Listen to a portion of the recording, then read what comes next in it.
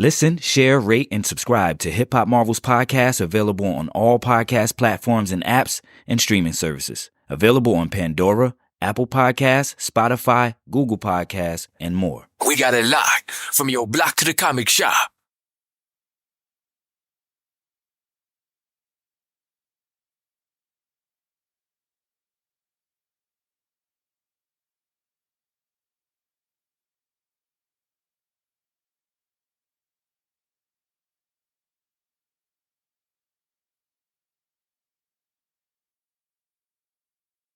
It's your boy Dub Floyd, and the place to be in, and the place to be is Dub Floyd, and this is Hip Hop Marvels podcast. Welcome to another edition of INBETWEENERS, brought to you by Hip Hop Marvels podcast, your friendly neighborhood plug for all things hip hop and Marvel, where we got it locked from the block to the comic shop. Do remember to listen, share, rate, and subscribe everywhere you get your podcasts, as well as YouTube. So hit that subscribe button. Stay tuned to all things Hip Hop Marvels. Follow us on our socials as well. That's at Hip Hop Marvels, Instagram, X, and Threads. And Hip Hop Marvels, all one word, on Facebook. I'm excited about today because today we have an amazing guest. Man, I should say that wears many hats in this creative space. He's no stranger to us, as he's Hip Hop Marvels' extended family and a friend of the show. Last time we heard from you, you were here promoting All Caps MF Doom, the webcomic.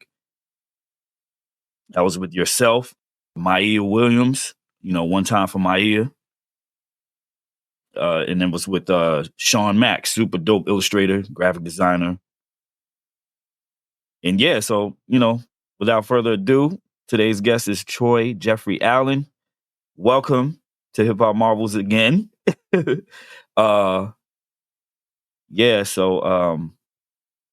I think your mic is muted. Hold on. You got to unmute. Yeah. Sorry. Okay. I was doing all the. I was just like, yeah, I know, right? Yeah. But I appreciate it though. I appreciate, because normally guests they'll have their their mics, but you have dope etiquette. Right. And, I do this too, man. Like, I do this for Diamond Comic Distributors. I do this for Previews World. I do it for Free Comic Book Day. So, yeah, I try to not make it difficult for the people who are on when I'm on the other side. You know what I mean? Exactly. But yeah, so we have Troy Jeffrey Allen, and in case you guys don't know, he is the consumer marketing manager for Diamond Comics Distributors and PreviewsWorld.com. Mm-hmm. I'm an avid reader of both. I'm always trying to stay in tune to what's coming out. Absolutely, yeah. Mm-hmm. He is also the writer of comics such as MF Doom, All Caps. Mm-hmm. Now, these two, and I've seen this in the press release, Public Enemy's Apocalypse 91 and Revolution, Revolution Never Sleeps, and ODB, Lyrical Ruckus in the City. Now, I don't know how these two slipped under my radar, bro, but later on, we're going to have to just talk about that. We're going to have to just talk about that. Absolutely. Because I think, come on now, Public Enemy and ODB, the Woo, right. Come on, No, I've been real fortunate, man. I said I was actually joking a couple months back. I was like, I have the hip hop trilogy right now, right? And so I'm like, maybe I need to go to the West Coast and start doing some stuff. And it almost happened, actually. I can't quite talk about it yet, but we'll see if it actually comes through. But it was a you mentioned Crown. I came to Crown with the MF Doom comic, and I swear she's looking down on me, and she's like, "I got you, nigga." yeah, for sure. Yeah, that was that kick in the dough Biggie shit right there. You know what I'm saying? Right. Yeah, I feel like she's still holding me down, because that thing is still probably the most popular thing I've ever done. We did an animated video for it that crossed over to 40,000. Right, got there my you go. copy. Right. There you go. There you go. Got my copy. You know what I'm saying? There you Got go. my copy, Right. and I appreciate that, man. This is definitely a hit right here, man. And she definitely came through on the assist for everyone involved on that one. Like I said, one time for Maya Crown Williams, man. Definitely. Yeah. All right. So then because of that, I got the Apocalypse 91 thing, and I got to write a comic with Chuck D, a Public Enemy. You know what I mean? And because of that, I got the ODB comic. So yeah, we can definitely talk more about that. Yeah, trickle down effect. Yeah, man. Absolutely. So yeah, Troy is here to promote his newest venture, Yeah. AFROFUTURES, Hmm. now on Kickstarter, which is now over the projected funding goal, Yes, yes, it is. which is like a super dope thing because Mhm. it just shows people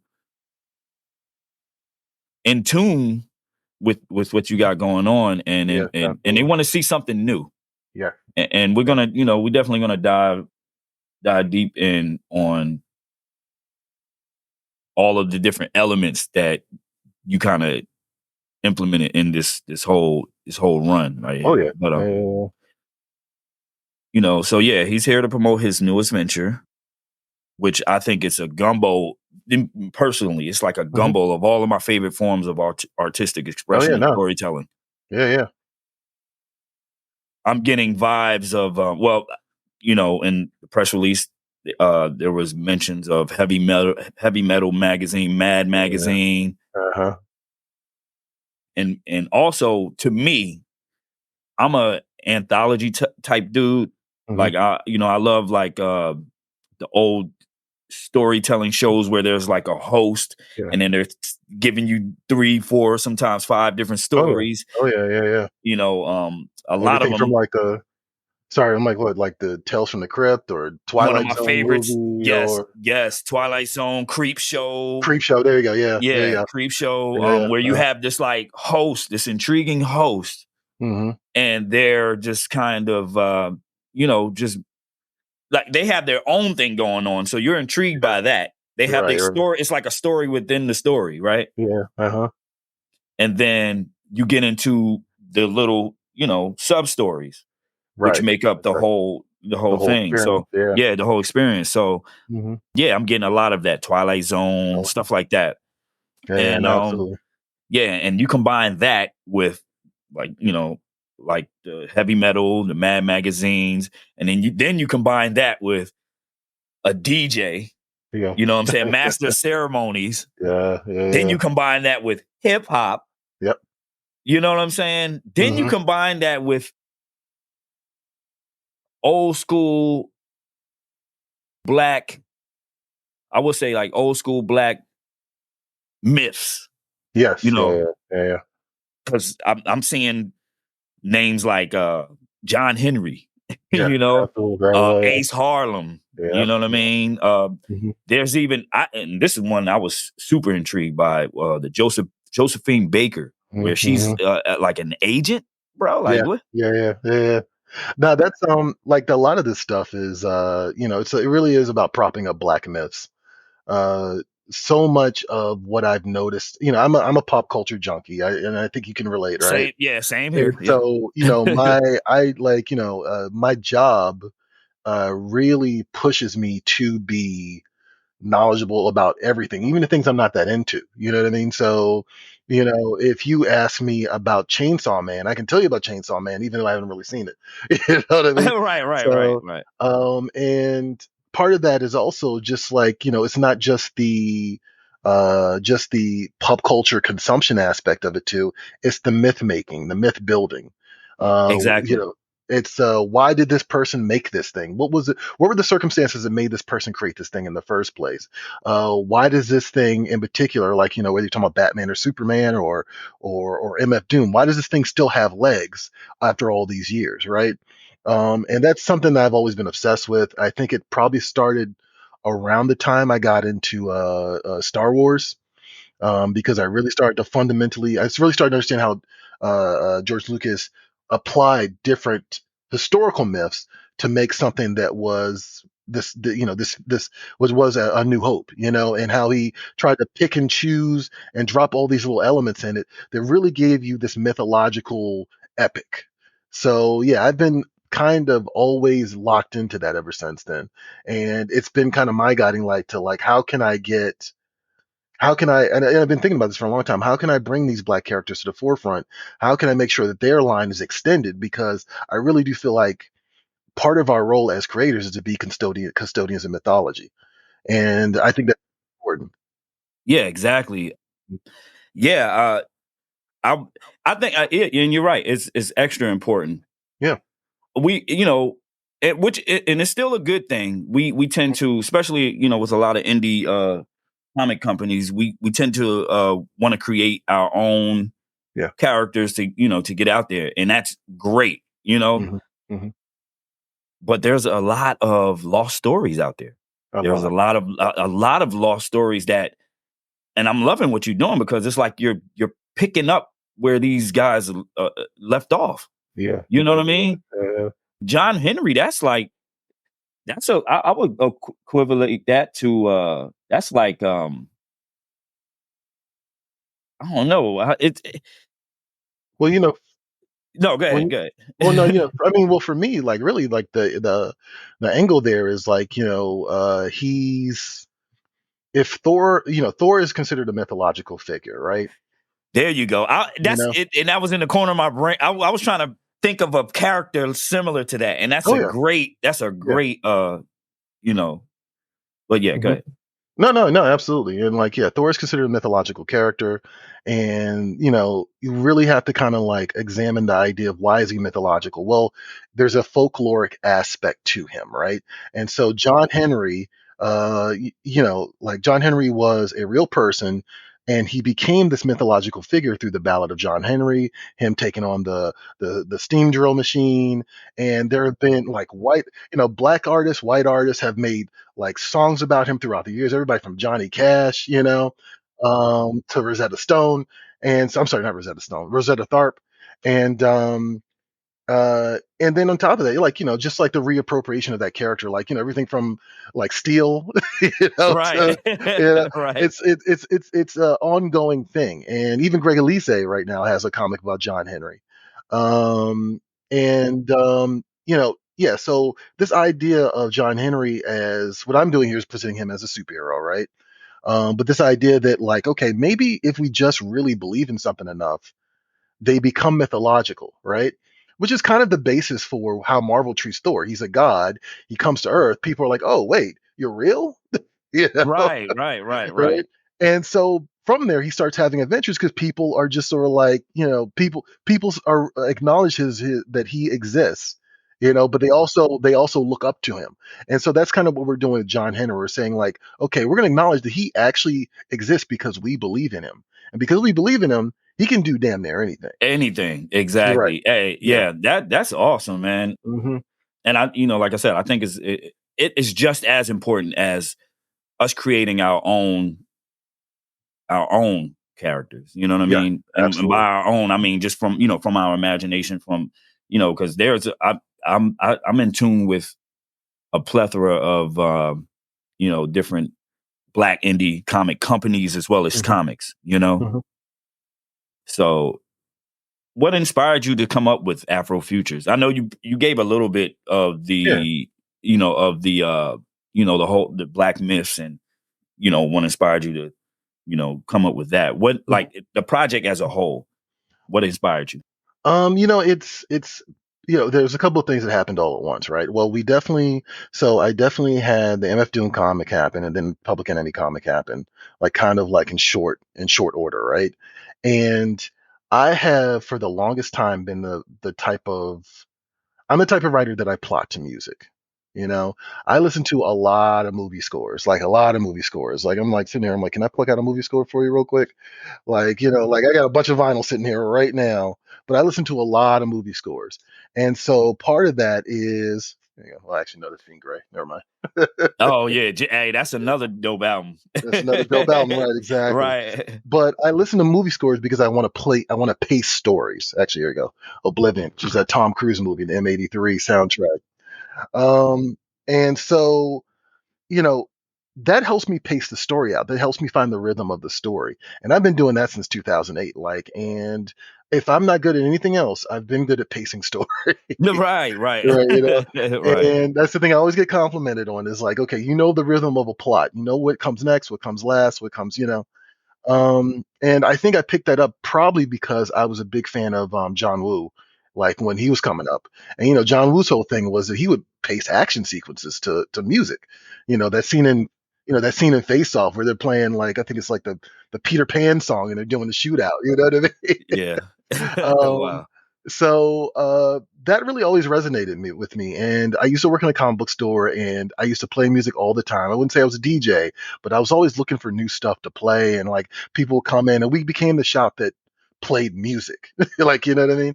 That was our thing. And so yeah, that just translated into how I write. And I started finding that it was probably I started, putting more music references in my stuff. We started doing chapter breaks where like the song titles would be the chapter breaks in some of my comics. Um, and so like, yeah, music has always just been as big of a part of my creative process as comic books and film have.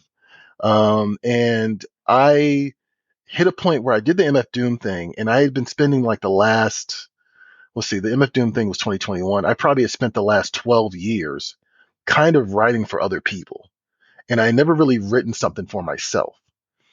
And MF Doom was the first time, because he had passed away, because he was my favorite rapper. It was the first time that I was like, man, like I gotta express something about this. I gotta pay homage to this guy, you know?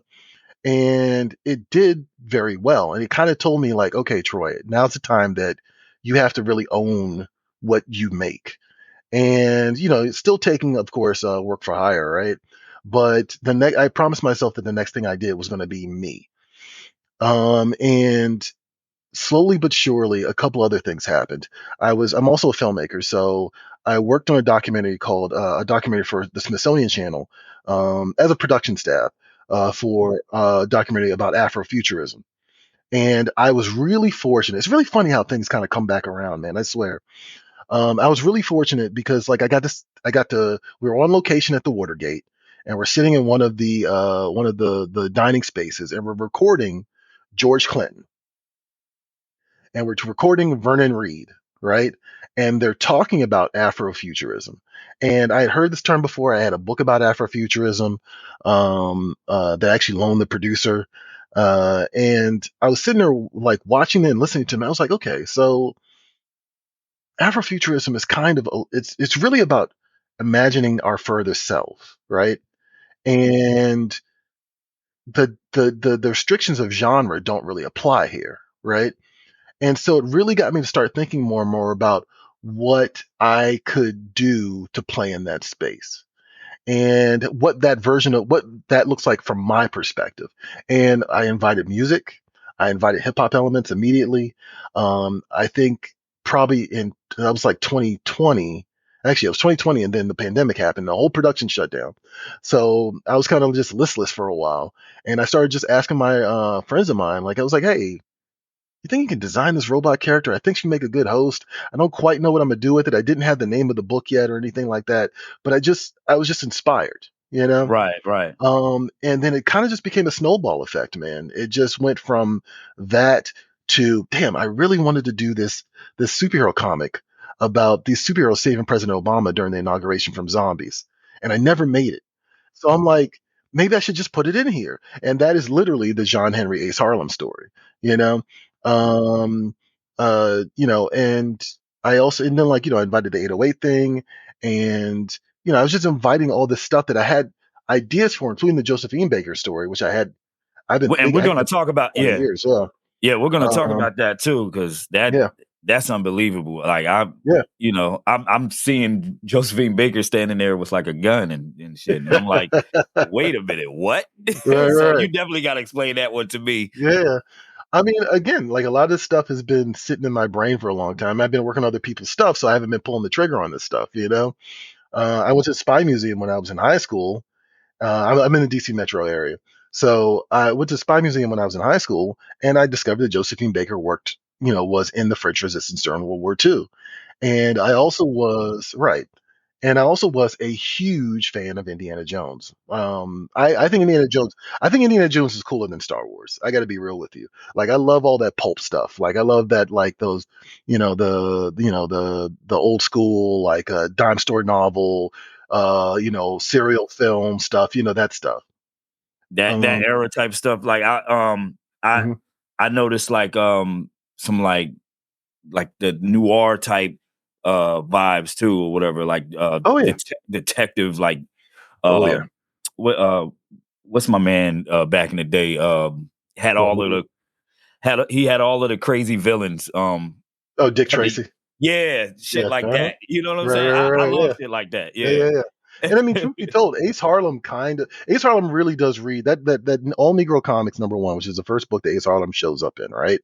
That's from 1947, and he kind of feels like a Dick Tracy type character, That's and dope. so you know, That's dope. and that really kind of made me go, okay, like, well, man, I can do all sorts of stuff with that character then. Like, he's not just a beat cop, like, you know what I mean? He's like, Right, we're right. already establishing that this guy kind of just walks in the room and knows what to do immediately. He's like a So detective, you know what I yeah, mean?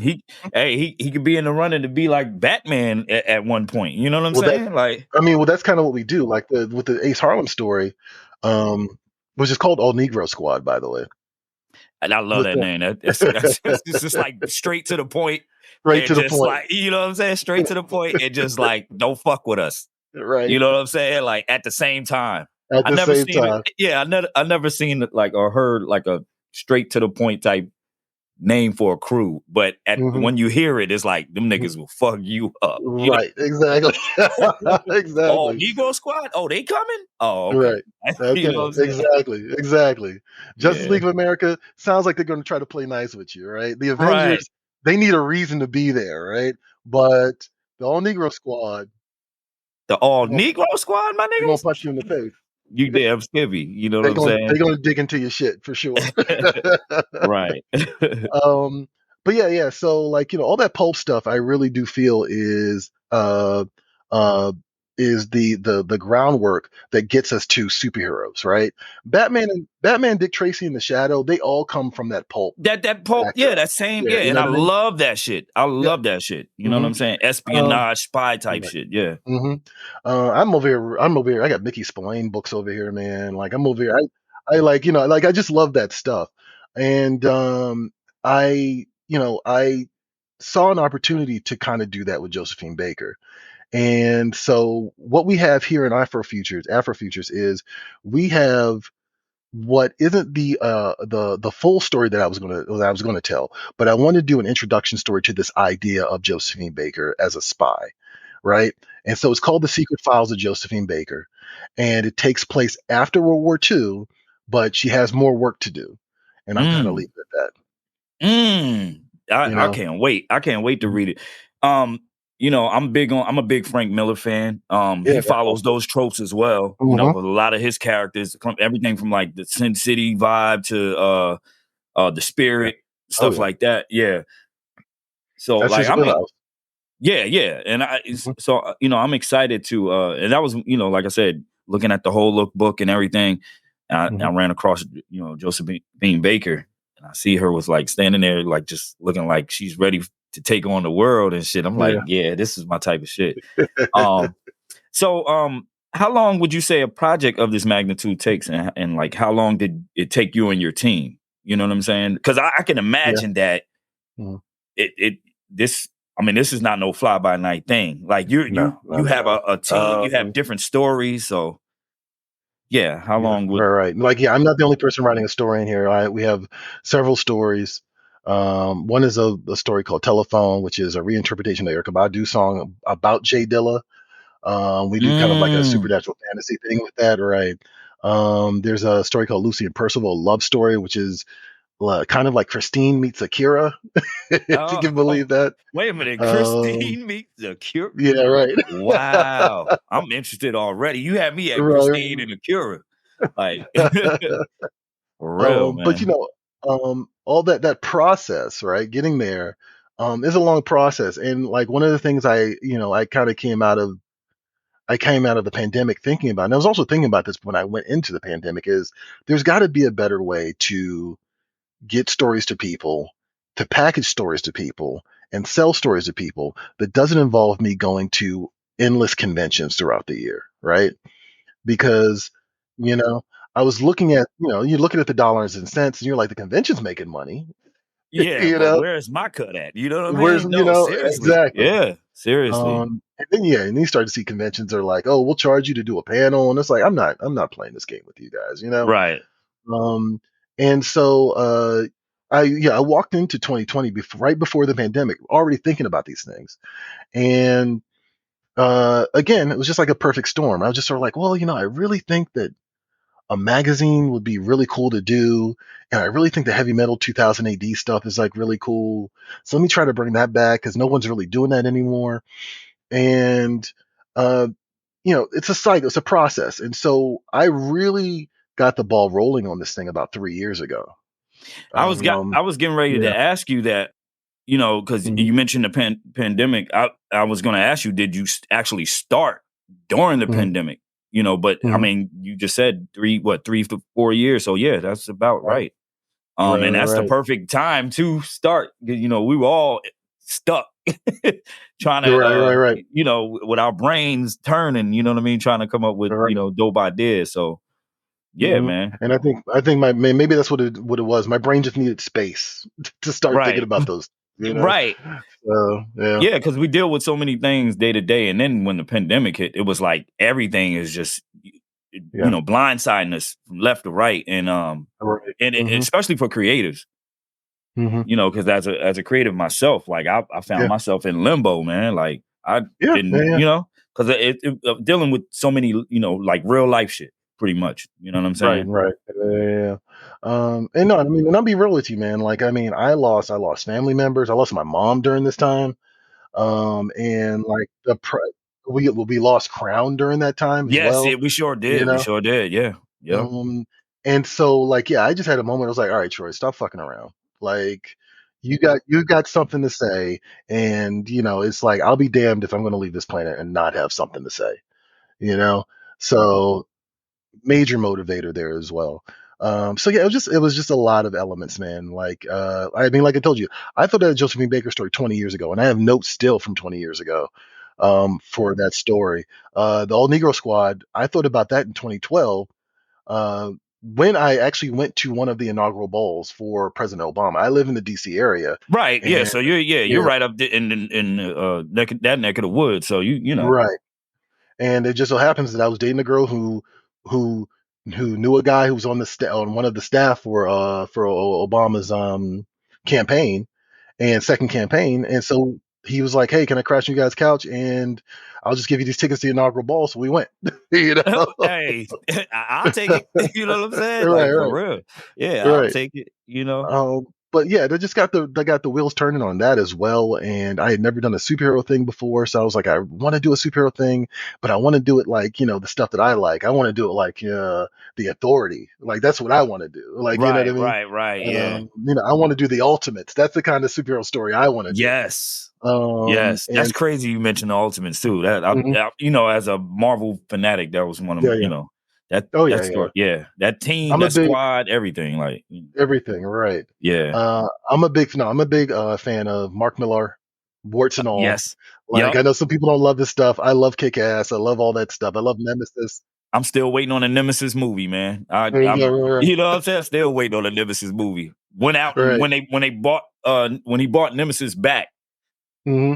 for another, what it was like, I think it was like another because the original Yeah, Nemesis was like a 4 issue run or whatever. Ron. Yeah, and then brought it And back to reload it. it did, yeah, for Reloaded. When I heard, and how I found out was through Diamond, Okay, through there you go. previews.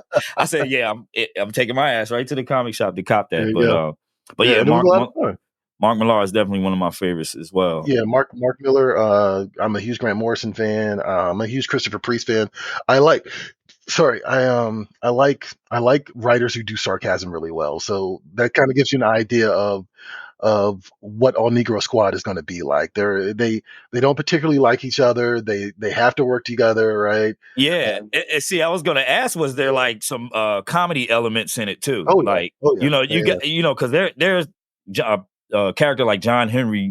He's like serious at times, and then right. Ace Harlem is like, what I'm saying, dead Laser on focus. serious, like Right, yeah, laser focus and everything. And right.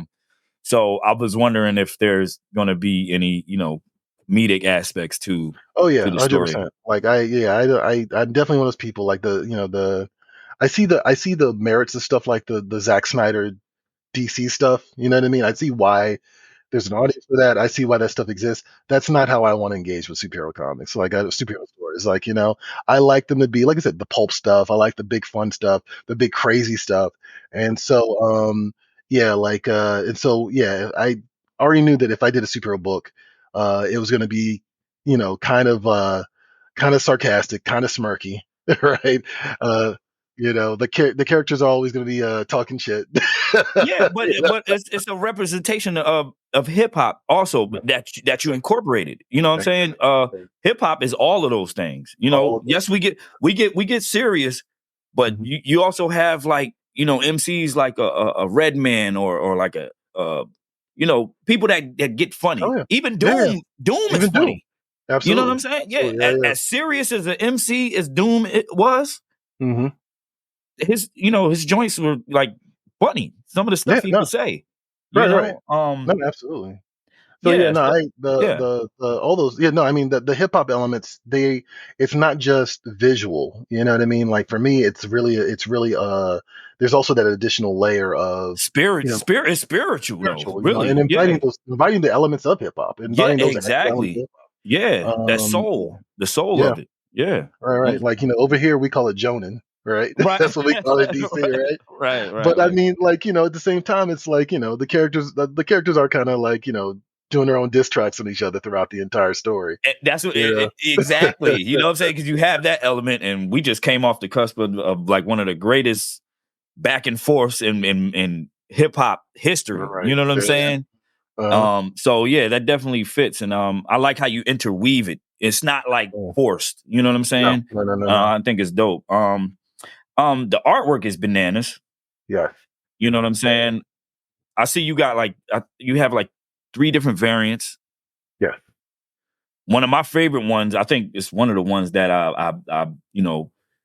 backed or Hmm. Hmm. put in for, but it's the close up with the lips and the grill. Oh, I okay. think Yeah. that's so hip hop. But speak to like the 3 different variants. Can you tell me a little about the artists and their Yeah. Yeah. styles? Why you Um. chose them? You know? Yeah. Yeah. Yeah. Like, I have a cheat code, right? Like, I do work for Diamond, Right, right? right. And You so got the ultimate cheat code. I got a cheat code, right? So there are, and I work in marketing too. So I am frequently talking to creators and marketing people, artists and writers. I'm always interviewing them. Uh, you know, and I'm looking around and I'm like, man, like there's some serious talent out here that is being underutilized, man. Like really and truly being underutilized. Black talent for sure, right? And I just could not understand. And I understand the logistics of comic making, right? If you're Marvel, you're coming out a monthly book, and you have this really great artist, but they can't put something out every single month. You know, you can't really put them on Amazing Spider-Man, right? But at the same time, maybe that person can do like a 45-page story. Maybe that person can do a 4-page miniseries. Like, you know what I mean? And that's kind of where I was coming from with this. So I've been fortunate enough to really meet these artists and kind of have look at their style, look at what they typically get put on, and then kind of try to navigate where I think they should go in a particular story, right? And one of the covers is by a guy named ACO. ACO is not black, but he's from Spain, right? He's from Spain, but ACO does the 808 cover. And I actually interviewed him maybe like 2018 when he was doing Fury for Marvel Comics, which if you are a Marvel fan and you are a Nick Fury fan, which I'm a huge fan of Nick Fury, both versions of Nick Fury, I just love Shield stuff. Uh, um, uh, then you should definitely check out Fury from Marvel by him and James Robinson, by ACO and James Robinson, because it's just a love letter to Jim Steranko, but it's also just a wild read and just fun to look at. So yeah, I approached him about doing a cover for this 808 character. Still didn't know it was going to be on Afrofutures. Didn't know it was going to be called Afrofutures. Didn't know any of that. I said, "Can you just make an image for me, and then I'll figure out what to do with it." And he knocked it out of the park. Yeah, that Um, cover is extremely dope. Absolutely. Yeah, most definitely. That's crazy. Wow. Yeah. Nelson Blake is the artist in All Negro Squad. And this is a big thing with me too, is one thing I don't like the Marvel and DC do is they'll put Alex Ross on the cover and then it'll be somebody doing stick figures on the interior. Oh my gosh, it irks my nerve. I thought I was the only, because Oh no. I rarely hear Yeah. people complain about that though. Oh yeah. Yeah. You know what I'm Absolutely. saying? And I'm like, yo, Absolutely. how's you convinced me to purchase the book based off of Right. the cover alone. I know Right. they say no, don't judge a book by its cover, but I'm like, shit. And then when I turned the page, the first panel, it's like, wait a minute, Right. Like, So who is this? Who's Joe yeah, Blow? yeah, exactly. No, and you hit on something right there. You know what I Mhm. mean? Yeah. But But yeah, so like I've actually always had the attitude that like you should be able to judge a comic book by its cover. Like I've always had that attitude. And so Nelson Blake actually is an artist who has worked on everything from Luke Cage to Magdalene at Top Cow and a bunch of other Witchblade and stuff like that. And he's been doing comics, like he's definitely been drawing comics for at least 20 years. But like, yeah, woefully underappreciated, underutilized, I feel. And I don't want to speak for him because I know he's doing other stuff, right? He's not just doing comics. But from my perspective, I'm like, why is this guy not on more stuff? And so Nelson Blake is the co-creator, and he is the interior artist for All Negro Squad. And so the cover you see, that's how the zombies are going to look. That's how the characters are going to look. That's the fire, comic, you know. fire, fire. Um, and then the last cover is actually by a guy named Bliss. Bliss is a guy who I found him on Instagram because there's a lot of really great artists on Instagram. Um, and I just kind of feeling him out. I was like, hey, can you do this cover for me? Because he was doing these series of images of people, of grills, people like, with their mouth open, and you can see like, their different like fronts and all this other stuff. And I was like, I want this on the cover. I don't like, I was just like, I want this on the It's cover. Like, so hip hop, right. It's so so hip hip hop, hop. Right. so hip hop. It immediately spoke to me. And I was like, if this guy tells me no, I'm gonna be devastated. Yeah, And I told him, I was like, the only thing I want you to do though is I want you to put AfroFutures on the grill, you know? And he did. And when it came back, I was like, man, okay, this is a real thing. This book's going to happen. Um, and and then he kind of offhandedly mentioned to me, I guess he was kind of fishing a little bit, but he's like, I want to do comics. And I was like, really? Like, I had that moment because I was a little surprised. Um, right. because like I feel like a lot of times people want to do animation or like, they want to get into like advertising or whatever. Yeah, they kind of jump over the whole comic, Right. Right. Yeah. Especially the Instagram artists, like, you know what I mean? But he was like, yeah, I want to do a comic. And I was like, oh, and I had happened to be talking to Erica Hardison about when the ODB book was announced. She told me she had an ODB story. And I told her, I was like, well, I can't make the call on that. That's not me. This is officially licensed Wu-Tang thing. Like they're making all the shot. They're calling all the shots. Like I'm surprised I got pulled into this. Like, you know what I mean? Right. But I told her, I was like, and then like I sat for a few days and I'm like, well, I am actively working on Afrofutures. And I was like, and it is a hip hop thing. And she just told me she has a story based on Erica Badu's Telephone that is really about Jay Dilla. And it co-stars ODB. And That's so so amazing, man. yeah, That's so yeah. amazing. So it fell in my lap, man. And she was like, we were talking about artists, and I was like, well, I just commissioned this guy Bliss to do a cover, and he said he wanted to do a comic book, and it's a 5-page story. So I'm like, let's give it a shot. Let's see what happens. And it looks great. It really does look amazing. That's and I think that's dope on your part that you had the I guess that you had it in your head that, all right, he came back with this dope hip hop esque cover, Mm-hmm. featuring the grill, and the assignment you gave him is hip hop based. Yeah, You know what I'm right. saying? Yeah, It fits perfect, man. Mm-hmm. Yeah, I'm definitely looking forward to that. Mm-hmm. It's crazy. A few years ago, cause I DJ, and I've been on the mixtape circuit for years. And about a few years back, I want to say like 2018, myself and my DJ counterpart, DJ Break 'em Off, shout out Break 'em Off, one half of Breaking Bad. But we put out a mixtape project called Dirty Donuts. Oh, okay. And it was a Jay Dilla. mashup. Yeah, it was a mashup project. it was all ODB acapellas over Dilla beats. Oh, okay. Yeah. Oh, Yeah. okay. All right. Yeah. Huh. Yeah. So you We can might call we it. might have to talk about that a little bit later because there might be some promo opportunity in there or something, man. Exactly. That's why we'll talk. We'll talk. But Okay. so we put this project, and just by you saying that, it reminded me, because when we were creating this mixtape, my brother Brigham Off, he called me. He was like, "Man, I got something dope for the intro." Mhm. There was this clip of Erykah Badu telling this story about Yes. ODB Yep. Mhm. and how before Dilla had passed, there was bouts of him hallucinating at times and Yeah. stuff like Right. that. Right. Yeah. Yeah. And he was telling I think he was having a conversation with his mom or some. I Yeah. think it was his mom. Yeah. Mom. And, Yeah. yeah, and telling Mhm. her like,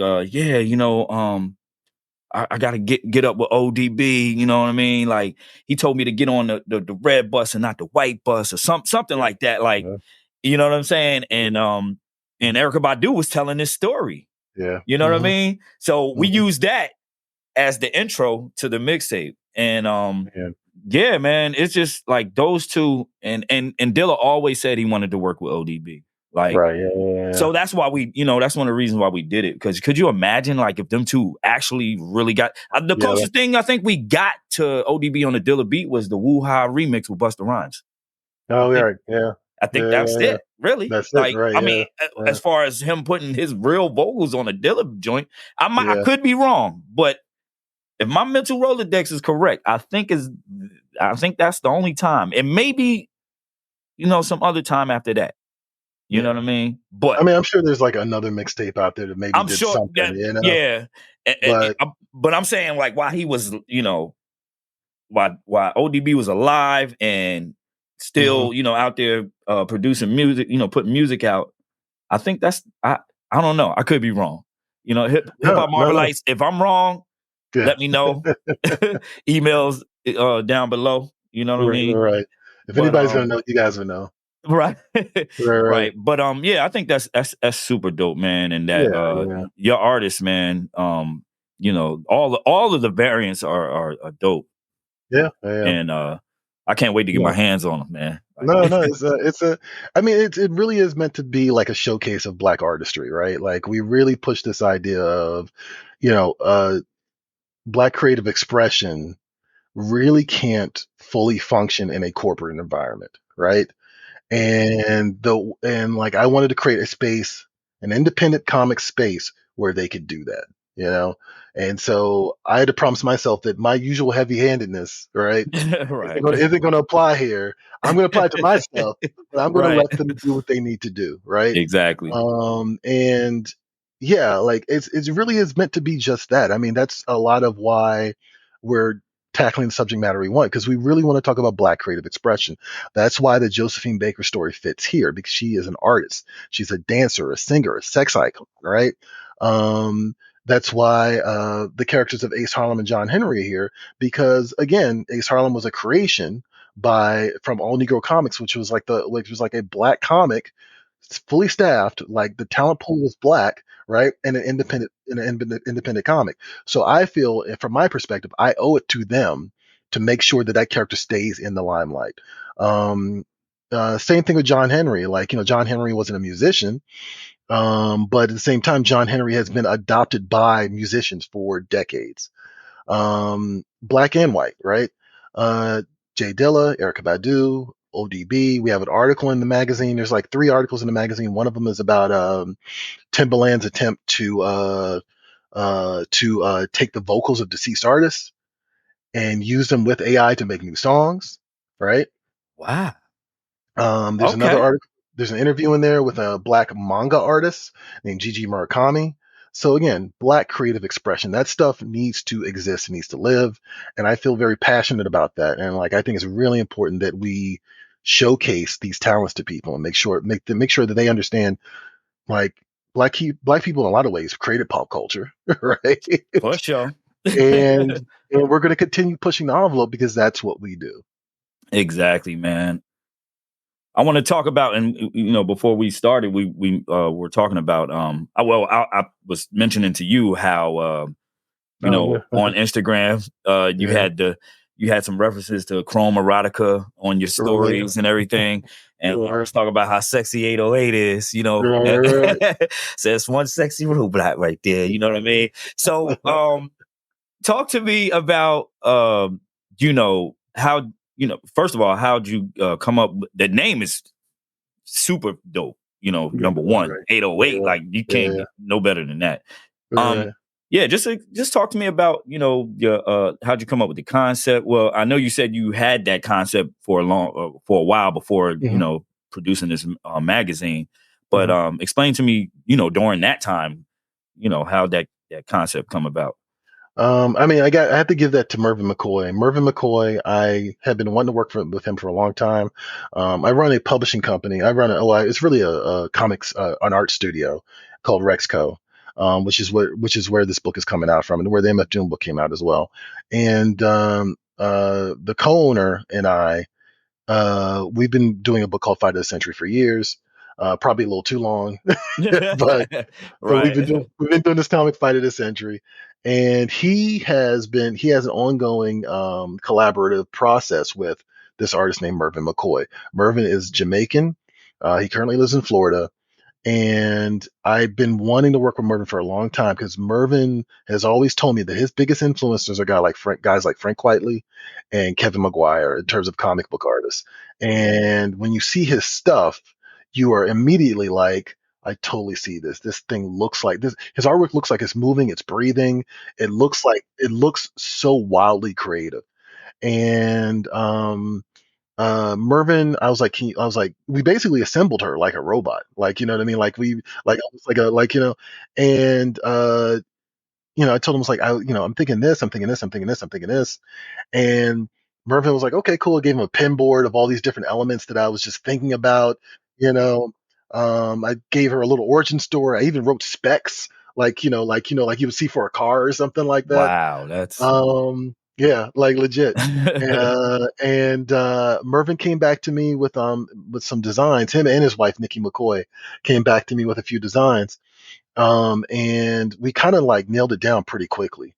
And one of the things I think that's important is, the diaspora, right? Like there's right. so many aspects of us across the world. This is why I always kind of take issue with the you're invited to the picnic thing. You know Right, what I mean? Like, because I think it's kind of goofy, right? Like it's like we there's a shared experience, but we also have different types of picnics. Right. Yeah, no, you're right though. You You're know? right. All right. And so then, like I said, and I mentioned that because Mervyn, being Jamaican, he kind of came at it from a perspective of the dance hall queen, right? And so he kind of invited all of these elements of dance hall culture into the character. Now, the thing I love about this is, when you talk about hip hop, you have to talk about how MCing was formed in Jamaica, right? Like this notion I was getting ready MCing. to say it. Yeah, the Right. rhythms and yeah. Right. Yeah. And so, like, you listen to Sister Nancy, she's rapping. She is Yeah, actually rapping, y'all. basically, yeah. Telling y'all what type of MC she is. You know what I'm saying? Right. How dope of an MC she How is. You dope know what is I'm this? saying? And that she has a degree. And she has a degree. She's a smart MC. You know what I'm saying? Like, Right, right. basically. So he invited all these elements into it. And, it's funny to me because I never would have thought of that, of course, right? Like that would not have come to me.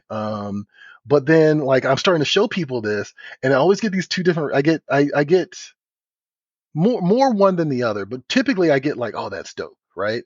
Like I actually showed 808 to Crown before she passed away, and Crown was like, "That's me," and I was like, "Okay, I got it." You I was got like, it. "I got it." Yeah. All right, Yeah. and I was like, "Thank God," and That's what's up. That's what's because up. if Crown don't like it, she would tell you. She definitely will. She definitely will. Right. But the other one too is like I get a lot of that. I always get like, oh, I love her, she's so cool. Like I want to cosplay her. I've gotten all that stuff, right? And then every now and then I'll get that the one person who's just like, oh my God, her hips. Hey, exactly, exactly, exactly. little pearl clutching a little bit. You know what I mean? And it's just sort of like, I mean, look, I'm fine with that because look, she is, there's a larger concept within 808, right? Which is that we talk a lot about misappropriation, right? And we've been having that conversation for a few years. The conversation's coming back up with the Kendrick and Drake thing right now, right? Exactly. Whole And culture versus, popularity thing and stuff like that. right, Yeah. exactly. Yeah. And I think the purpose of sci-fi is that you have to kind of ask hard questions. You don't have to answer them because I think that it really is up to the reader to kind of come up with those interpretations, but you should at least be allowed to ask them. And one of the things I thought was really interesting is we're actively having this conversation about AI, right? And it's on the heels of this conversation about appropriation and culture and what belongs to who and who's should in gatekeeping, who should be invited in. And I had this weird idea where I was like, couple more, maybe like what, another century or so, we might not be here anymore. And the things we know are going to have to be passed on like in a digital space. They kind of already are in a lot of ways, Mm-hmm. right? Like the internet really is a digital space to kind of that like you could potentially like lift out and hand off to somebody. Like this is what humans did, It's unfortunately. like a digital middleman or something, or like Right, a, right. you know what I mean? Yeah. It's an archive. It's an archive Yeah. of us. Exactly. Yeah. And for better or worse, right? And I had this notion of like, well, okay, what if we just create an embodiment of the hip hop culture that is an artificial intelligence? And she's not necessarily black, but she represents black culture moving forward to the next to the next to the next frontier, whatever that is, post humanity, you know? So those are the type of things we're also trying to think about. Like I'm doing the fun stuff. I'm doing the like, superheroes punching zombies and all that stuff, and celebrities turning to zombies and all that stuff too. Josephine Baker fighting Nazis and stuff. But we're also trying to like, this is actually one of the reasons we want the book to be 17 plus, is because like heavy metal, we want to be able to go there, not just in terms of sexual material, not just in terms of violence, but also like in terms of the type of conversations we're allowed to have. Yeah, yeah, and you're right. And this goes back to what I was saying, the type of like stories that I grew up loving, Mhm. where there's this intriguing host.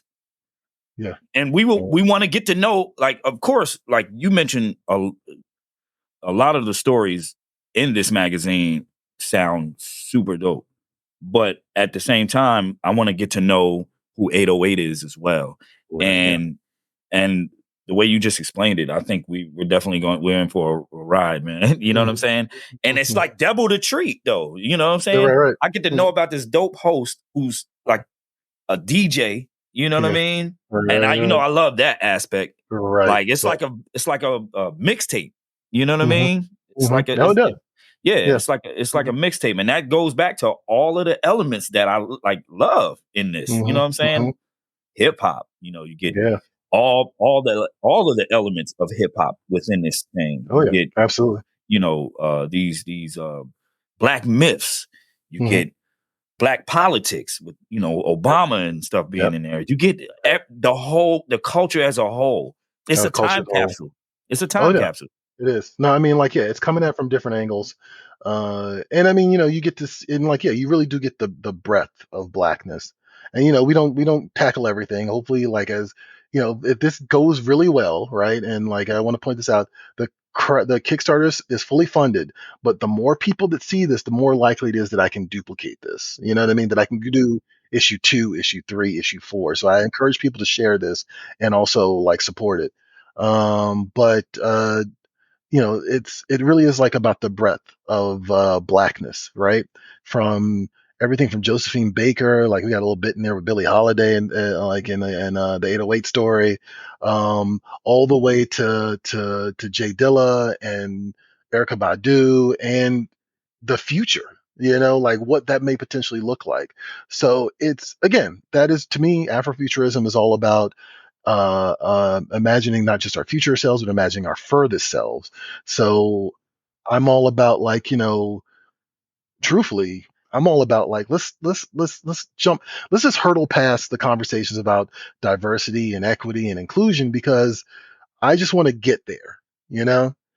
And we're having these conversations, and these conversations actively are starting to feel like limitations in themselves, you know? And I just want to just hop over that and say, like, let's get to the end point. What does it look like once we get to that actual space? What do we look like? What does blackness look like when we get there? And I think that is actually the function and purpose of Afrofuturism. And like, I want to really embody that. Yeah, most definitely. Mhm. It's like you're doing the Lord's work. You know what I'm saying? You're like passing it along. Yeah, no, seriously, like you're passing it. You're passing what's great about us. Hmm. We often hear about the only time, and this is within the Black community, the only time we meet up, as a family is when someone passes, or Right. we're getting to the point to where the generation behind us is going to be the ones to carry the torch, and a lot of them don't even seem interested. You get what I'm Yeah. saying? No, I mean, that's a And big part of it too. and Yeah. and Yeah. it's all about keeping that, because I know when I was young, all of the elders, that was their big thing. Like, hey, I'm not Mhm. going to be here long. You might want to get stuff in order to carry this on. You got to Oh, carry yeah. the legacy. You know what I mean? Absolutely. And Absolutely. Yeah. I think that's what it's all about. I All think right. you're doing it great in the comic space. You know what I'm saying? I recently I kind of came across. I'm not a big baseball person, but I recently came across. I'm not in baseball. Um, my God, I can't remember what sport it was. But Reggie Jackson. That's baseball, right? Is that baseball? What you Okay, said, yeah, Reggie? Yeah, Reggie Reggie Jackson. Jackson. Yeah. Yeah, they there was an interview with him recently where they had invited him to a stadium that he had like initially played in, and they were kind of like, "Oh, this is bring back memories," because the reporters are approaching it as, "Oh, he's an athlete, and this is like the home of one of his greatest moments," and like I forget where the stadium was or whatever, but Reggie Jackson said no because he's like, "I just remember all the racist bullshit I had to deal with." And it's like I had this great moment, but it like the caveat was that I like endured all this hatred during that time. So it's kind of it's kind of a mixed bag for me. And I remember seeing this was online, this was on Twitter actually. I remember seeing someone post like, this is why it's important that this generation talk to the previous generation about what they went through, because the talking points are so often like, oh, you're a boomer, or you're this, you're a millennial, and you don't understand this, and blah blah blah, and all that stuff. Right? And we're not actually exchanging information to each other, right? Because that stuff is really important to pass those things on, to pass on that knowledge. And so my hope is that this book is 17 plus, but I'll be real with you, man. I'm hoping like your kid accidentally finds this, and then like their brain expands just by reading it. No, most definitely, most You know, definitely. which is really the same way that we were. Like I feel like that's how I was.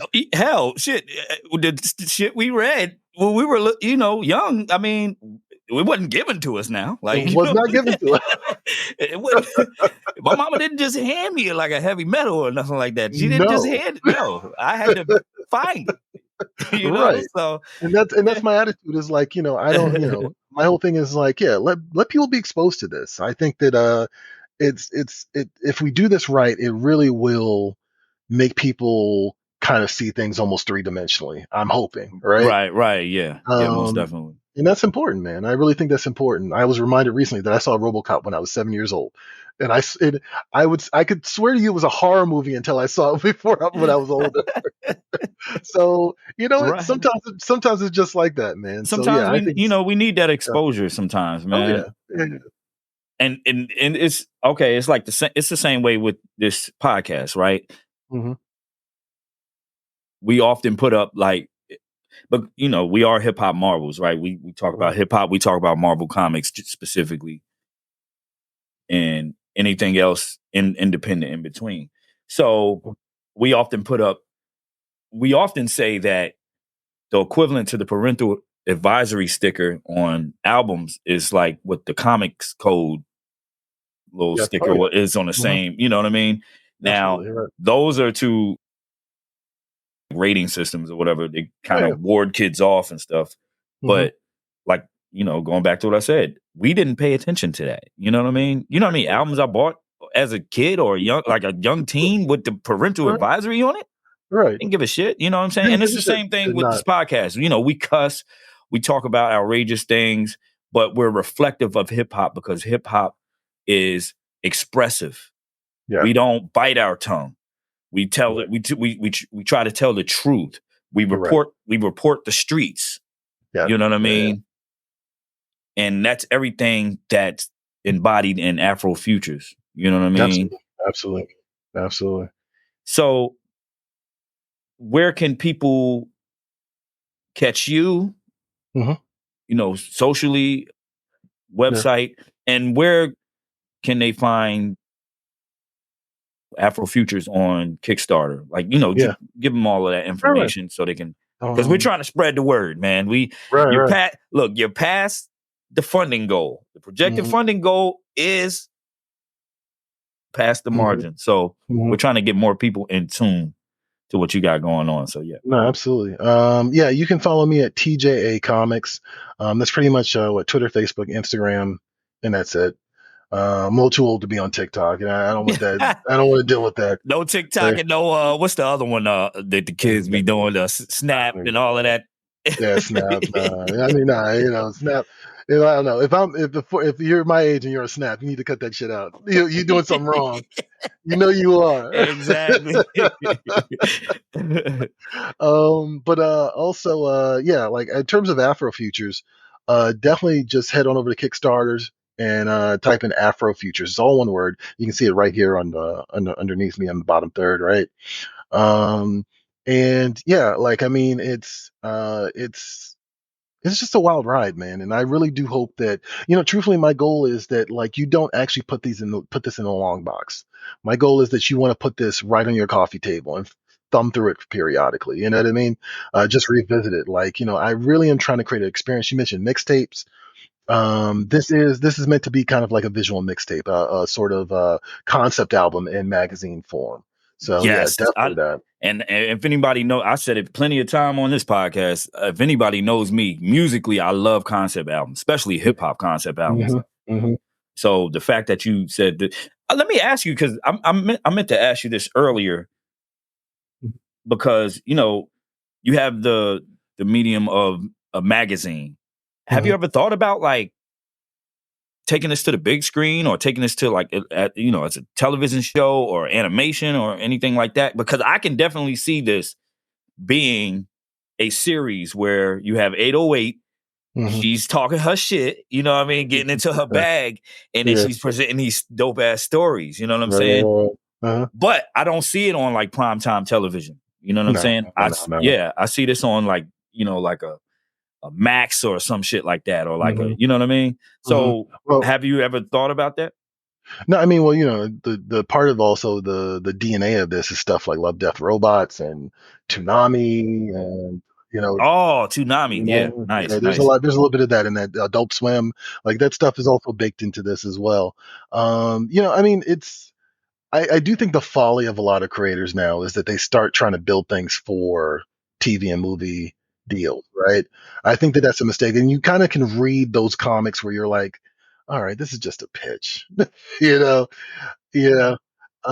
and I'll put it like this: working on this for 3 years, it's so much more than just a pitch for Hollywood. I can see that. I can definitely see that. It's kind of like you're just let me just do the work. Let me see how the masses take it, and if it leads to that, right, then it leads to that. But I'm not doing this solely for the purpose of putting it on television or on the big screen. Right.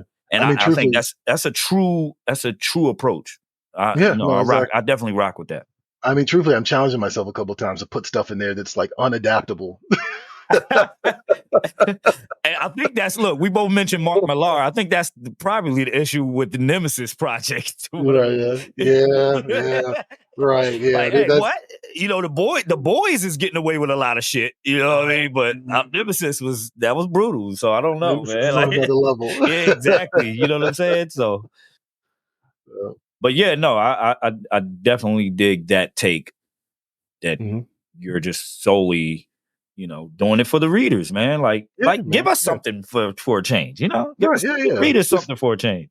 It's meant to be experienced as a comic. Exactly. And if someone wants to take the challenge of putting it into another medium, that's fine. But and they got that bag too. Yeah. right, They got the that's right it. That's bag. it. That's it. That's it. I Yeah. mean, I will say I've been working on film. I've been working on film sets and all this other stuff for over a decade. So like, I'm definitely one of those people who's gonna be like, I'm assist to be part of that process. You know what I mean? So yeah, Yes, indeed. Definitely. We wouldn't want it no other way though. You know what I there you mean? go. We wouldn't want it no other way, man. But yeah, man, I appreciate you rocking with us, man. Like I said, it's been a long time coming because we were supposed to do this a while ago. You know what I mean? Real quick before we get out of here, you got to give me a brief like synopsis on both of those projects that Oh yeah, I yeah. don't how the hell did I miss those? Like I don't understand. I must have been like, I don't know. Like did these come out around pandemic time or like around that time? Because if it Apocalypse. did, I probably got lost in the sauce somewhere. Apocalypse 91 is out now, and that came out in like when it was like 2021, 2022. Okay, yeah. See, I had got married in 2021. Yeah, Just into the married life. You know what I yeah, mean? yeah. Yeah, stuff like that. So yeah, But yeah, it's based on the Public Enemy album Apocalypse 91, Revolution Never Sleeps, and it is again a concept album version as a concept version of the album. Like they basically tasked several creators with visualizing the overall narrative of that album. And I was really fortunate because I got to write the opening story with Chuck D. Like I got to write it with him. And so that was a big deal. That was really cool. And so yeah, it's very post-apocalyptic in a lot of ways. I see how you try to breeze by that flex right there, though. It's like that's a slight little flex. You try to breeze by. You know what I mean? Hey, that's what's up. ODB, Lyrical Ruckus in the City, has not dropped yet. It's actually going to come out. Last time I checked, it was dropping in November. I wrote it last year. So I'm not late to the party on that one. You're not late to the party. Right on. Okay. It was on Kickstarter and like it did really well, but it also it's also of course like now it's making that transition to the book market, right? So I think that's around November when it's going to start showing up in bookstores and comic shops, et cetera, et cetera. Sorry, and I was tasked with writing a story about and this is officially licensed project, right? And I was tasked with writing a story that basically embodied three of ODB's aliases or identities into one story, into one supernatural story. Oh, like what, the Big Baby Jesus or the Dirt McGirt Right. and stuff Yep. like that? Yeah.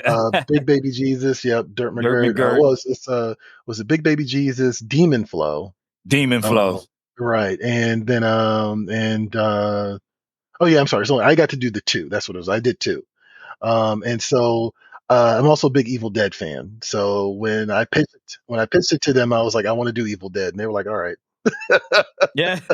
So, Nice. Yeah. That's so there dope, you go. man. So that's also something else to look forward to. Yeah, definitely, most definitely, man. I saw that on in the press release and everything. I was like, wait a minute, where was I?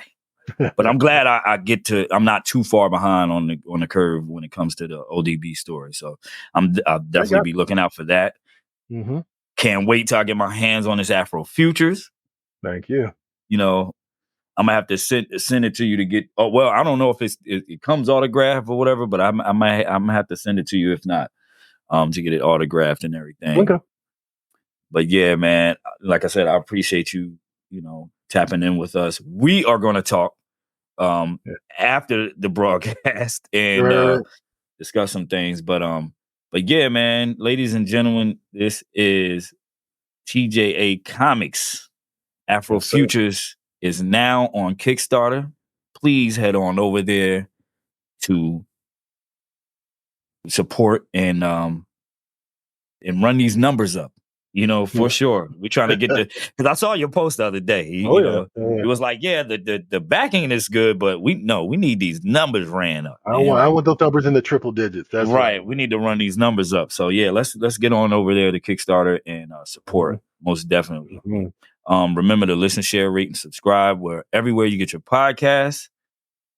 This has been another episode of In-Betweeners, where, we showcase marvelous people doing marvelous things. Mhm. You know what I'm saying? Troy, I want to thank you once again for taking the time out to chop it up with us. Absolutely, man. And Thank you for having me. Oh, no doubt. Any other additional shout outs? I know you got a whole squad behind you working on that on the project. So yeah, gotta shout them out. You know what I'm saying? I mean, we'd be here for a minute. It's 20 plus creators. So we'll be here for a minute. We would be here for a minute. I mean, but yeah, you can definitely check them all out on the Kickstarter. They're all listed, and actually, there's a few that I recently acquired that I also will be adding to the mix because they've and I'm getting some of that artwork too. And I'm just like, man, I'm really blessed to know the people I know and to be in the position I'm in. So yeah, definitely do not miss this.